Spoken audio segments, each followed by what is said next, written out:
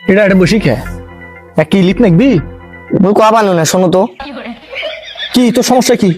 কোনো সমস্যা নাই চেয়ারম্যান সাহেব, আমি তোমার বেটি খুব ভালোবাসি। আমি খাবার পাই বা না পাই, তোমার বেটিকে আমি খিলেমো। আমার কিছু চাওয়ার নেই চেয়ারম্যান সাহেব, আমি শুধু আপনার বেটিক বিয়ে করবো। আমি আপনার বেটিক চাই।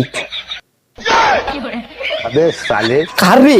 চেয়ারম্যানের বেডি হ্যাঁ পেছনে চা খাস, মোর বেডি বিয়ে করে হাইবে বসে তুই মোটর সাইকেল নিয়ে যাবে সাহস